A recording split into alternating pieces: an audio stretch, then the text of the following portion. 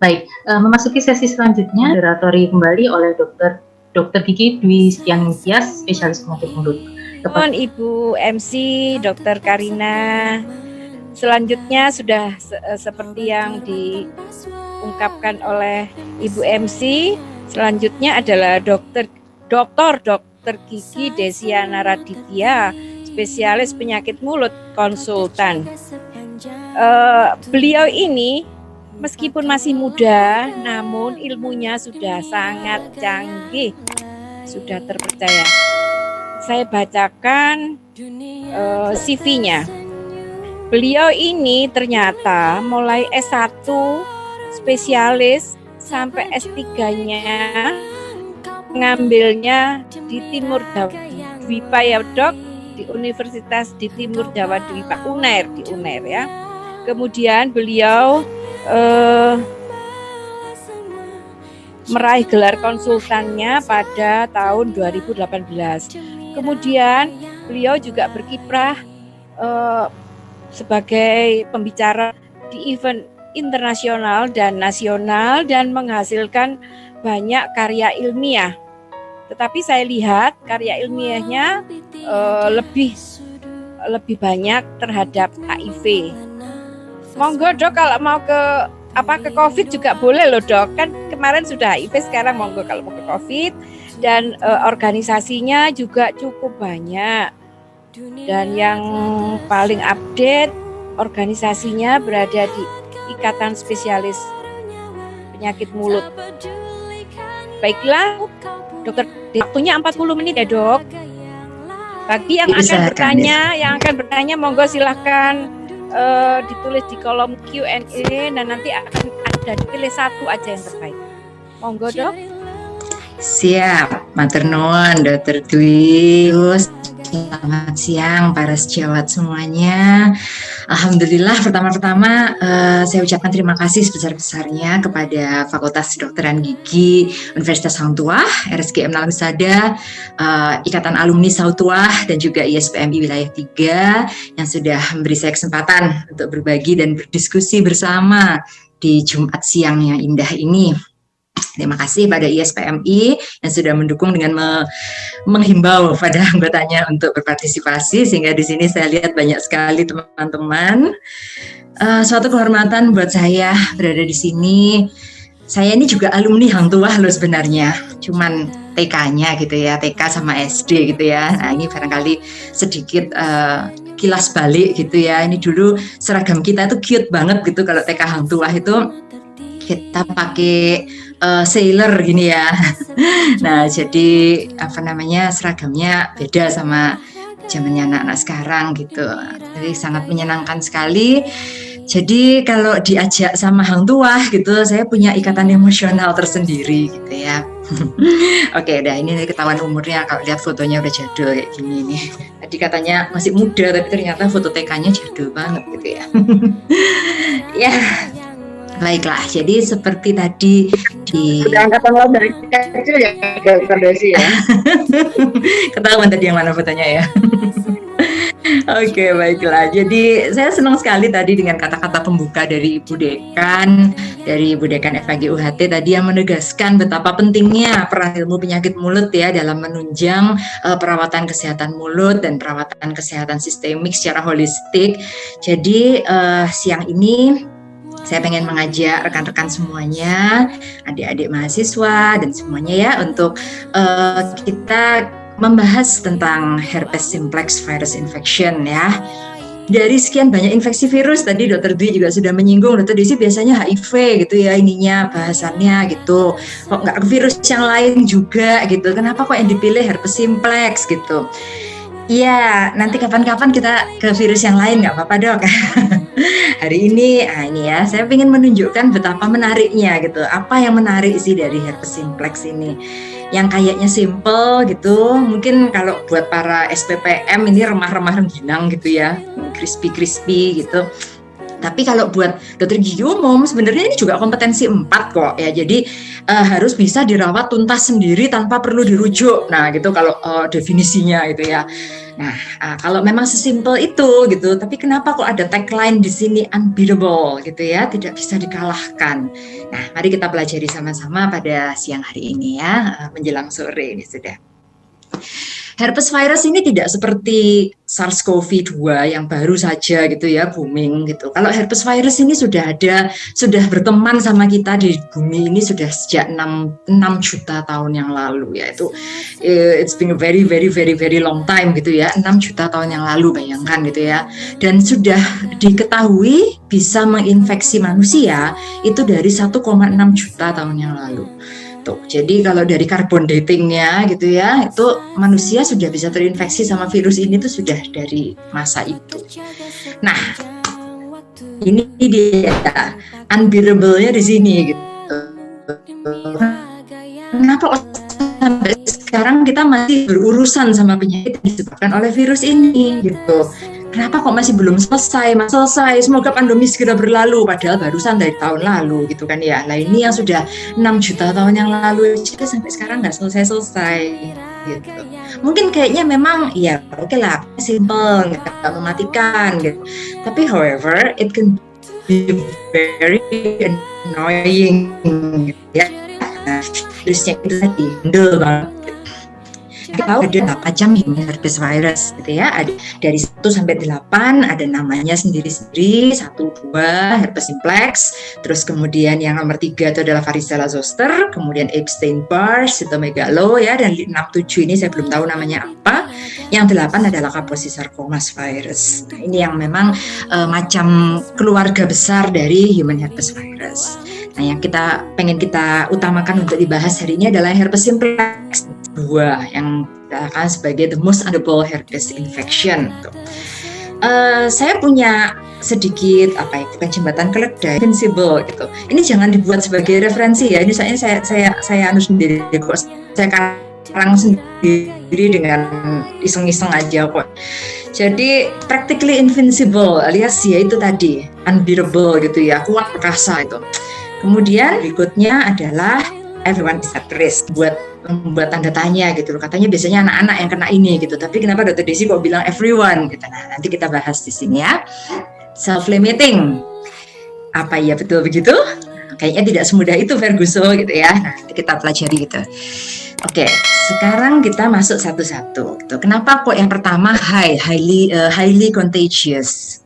Virus ini sangat mudah sekali gitu ya untuk menempel, untuk mendapatkan inang itu sangat mudah karena dia nggak rewel, nggak seperti HIV yang harus spesifik gitu ya, reseptor yang dari sel yang mengekspresikan CD4 dengan reseptor kemokin CXCR4 dan CCR5 bla bla bla, nggak gitu. Kalau herpes ini basically glikoprotein biasa aja dia sudah bisa nempel gitu, dan itu banyak pada sel-sel yang terdapat pada kulit dan mukosa. Nah, apalagi kalau sel dari kulit dan mukosa itu tidak dalam kondisi yang intact gitu ya, jadi permukaannya itu ada mikrolesi gitu. Nah, maka mudah sekali gitu virus ini akan binding. Dan kalau sudah masuk sel ya, mengeluarkan membentuk tegumen bangunan virus baru ini building block. Ada proses edematus dan pembentukan dari vesikel, dan setelah vesikelnya pecah gitu, virus ini dengan mudahnya akan spreading ya, akan keluar dari satu sel yang pecah tadi dan kemudian akan berpindah langsung menginfeksi sel-sel yang ada di sekitarnya. Nah, jadinya kita akan mendapatkan gambaran klinis yang cukup khas ya. Jadi di mana ulcernya itu biasanya berkelompok gitu kan ya. Jadi minor ulcers tapi berkelompok sehingga kadang-kadang dehiscence atau coalescence menjadi suatu ulcer yang besar. Nah, menular ya. Jadi virus ini bisa diperantarai oleh droplet yang berisi dari saliva dan mukus yang terkontaminasi, dan direct contact langsung juga dengan skin atau mukus membrane yang tidak intact gitu. Bersin ya, langsung melepaskan droplet itu dari saliva dan nasal cairan dari hidung. Kemudian dari perilaku, sikap, dan ya sehari-hari ya anak-anak biasanya tuker-tukeran makanan, cicip-cicipan bekalnya teman gitu ya. Jadi daily activities ini memudahkan untuk transmisi ini mudah di anak-anak terutama. Gambaran yang biasanya sering kita jumpai gitu ya. Jadi primary herpetic gingivostomatitis adalah primary manifestation-nya, di mana kita lihat penyakit ini banyak sekali pada anak-anak, mereka yang paling vulnerable. Tapi tidak berarti bahwa orang dewasa pun tidak mungkin terinfeksi gitu ya. Dan keparahan dari penyakitnya ini biasanya berkorelasi dengan status dari imunokompetensi pasien tersebut. Gambaran klinis yang lain ya yang bisa sering kita jumpai, dan biasanya gambaran ini jadi karena ada differential diagnosisnya. Jadi kadang-kadang kita juga masih harus hati-hati jangan sampai kita keliru diagnosis dengan penyakit-penyakit yang gambarannya mirip gitu ya. Jadi ulcernya biasanya menyebar gitu, bilateral, di kanan ada, di kiri ada, clusters, jadi berkelompok, bergerombol. Kemudian kalau awalnya dia vesikel, pecah menjadi ulcer. Ulcernya biasanya dangkal, kemudian daerah sekitarnya kemerahan. Nah, ini bisa mengenai baik mukosa yang berkeratin maupun yang tidak berkeratin. Jadi bisa di jaringan yang lunak maupun yang di gingiva gitu. Ulcer ini khasnya diawali dengan gejala prodromal yang mirip dengan flu, dan juga biasanya disertai juga dengan pembengkakan pada kelenjar limfe. Gejala prodromal yang khas pada infeksi virus itu yang paling sering ya, jadi demam, sakit kepala, malaise, mialgia, sakit pada otot, sakit pada persendian, mual sampai muntah, dan juga jadinya bikin malas makan gitu. Itu biasanya dikeluhin pasien. Cuman nggak mesti juga seluruhnya ya, kadang-kadang cuma ada beberapa aja yang prominent, tapi kadang juga subklinis, jadi nggak kerasa apa-apa tiba-tiba breng gitu muncul ulcer gitu.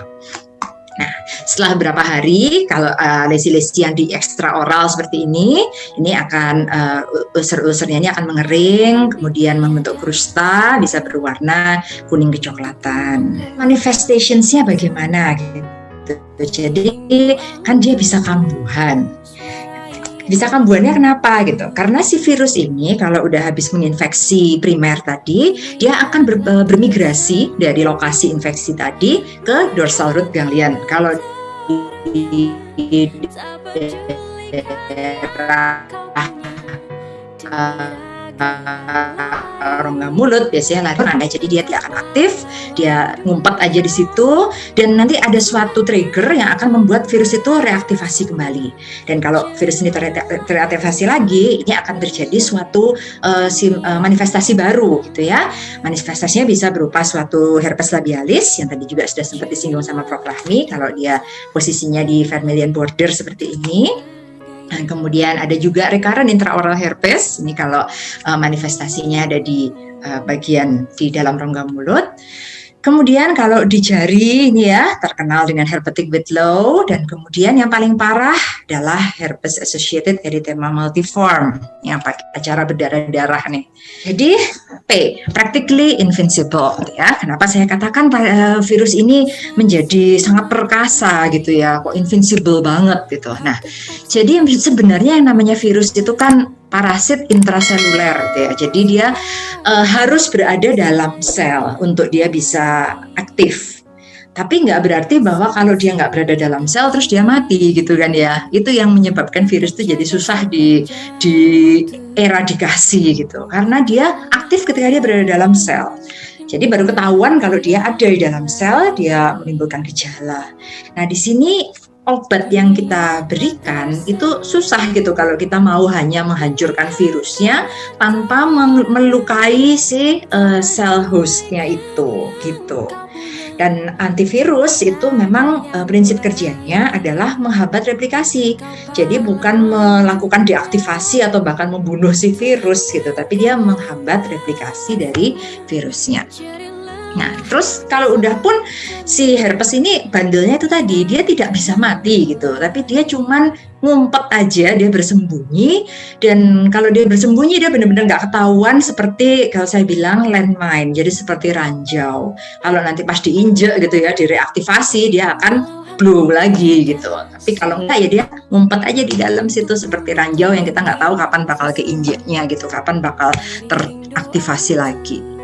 Nah, everyone is at risk gitu. Tadi saya katakan bahwa anak-anak adalah yang lebih beresiko. Mereka lebih lebih banyak aktivitas-aktivitas yang memungkinkan mereka untuk direct contact ya, dan mungkin poor hygiene sanitation itu akan menyebabkan virus itu jadi lebih gampang tertular di antara anak-anak. Ditambah juga sistem imun mereka yang mungkin masih belum terbentuk sempurna, belum pernah kenal sama virus ini sebelumnya. Jadi ya baru akan muncul gejala yang heboh gitu. Nah, kalau kita lihat yang namanya herpes simplex 1 sama herpes simplex 2 itu punya wilayah kesukaan masing-masing gitu ya. Yang di pinggang ke atas itu adalah yang disukai sama herpes simplex 1, sementara yang di pinggang ke bawah itu adalah herpes simplex 2 tuh. Nah, tapi ada juga kasus-kasus di mana herpes simplex 1 bisa bermanifestasi di bawah pinggang, sementara HSV 2 pindah ke atas pinggang gitu. Ada beberapa aktivitas yang memungkinkan translokasi ini gitu ya. Nah, ini adalah aktivitas tersebut gitu yang membuat ya tadi ya mungkin karena pasien ini berkontak secara terbalik gitu dengan pasiennya gitu ya, dengan pasien yang memiliki infeksi HSV 1. Awalnya pasiennya memang manifestasinya di atas pinggang, tapi karena dia gulat ini ya, jadi gulat gitu.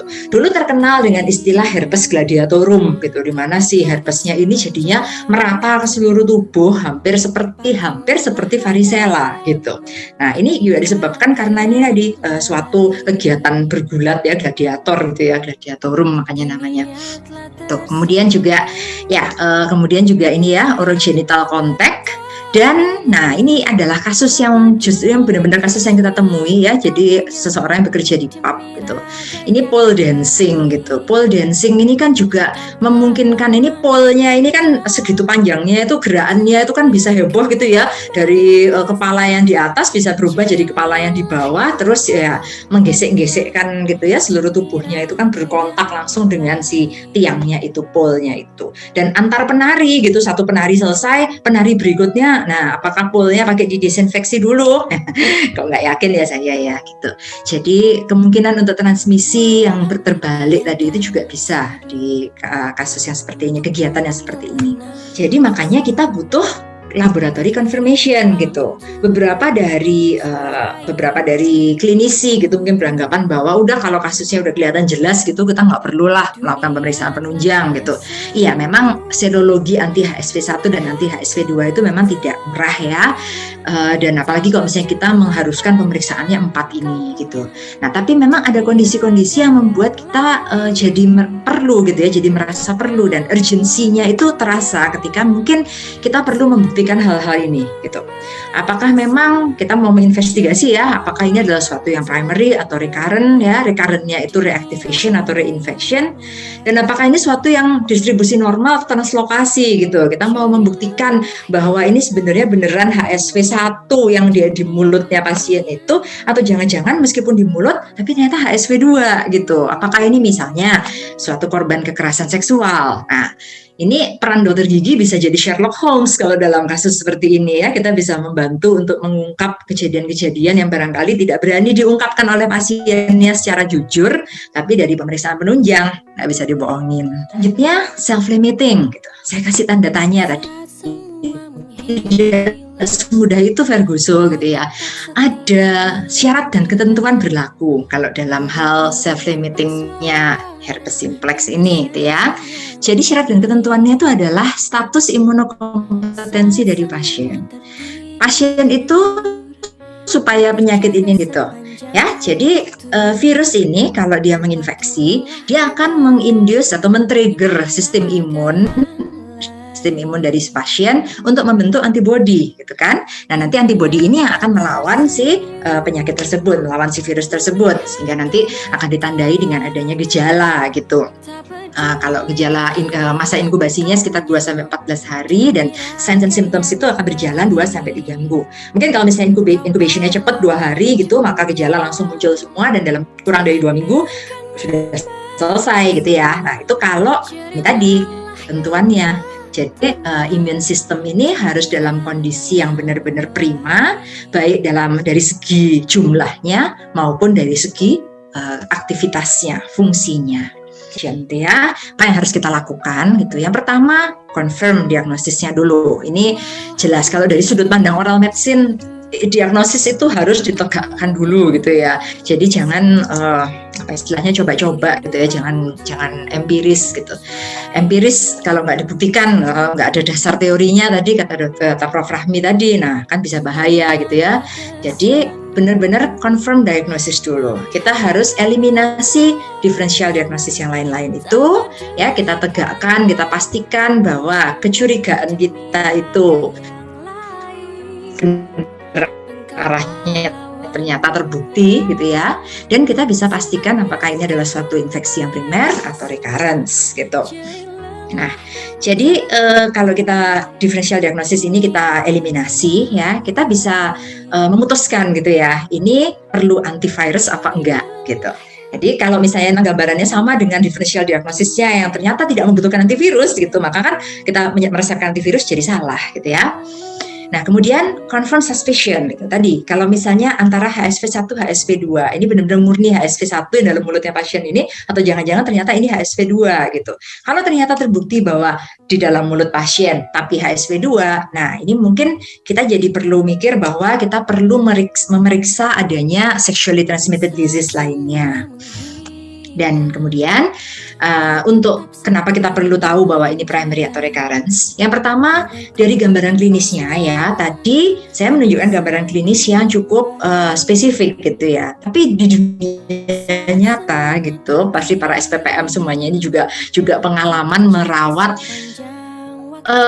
gambarannya seperti herpes labialis gitu misalnya. Tapi ternyata kok yang positif kok IgM-nya gitu, bukan IgG-nya gitu ya. Nah, jadi ini kan primary bukan secondary gitu. Nah, jadi hal-hal seperti ini ya, gambaran klinis itu bisa jadi bervariasi tiap individu, tiap pasien gitu ya. Jadi nggak mesti juga setiap pasien itu benar-benar gambaran klinisnya textbook gitu, nggak mesti. Jadi kita harus rely on second method di sini, yaitu hasil pemeriksaan penunjang.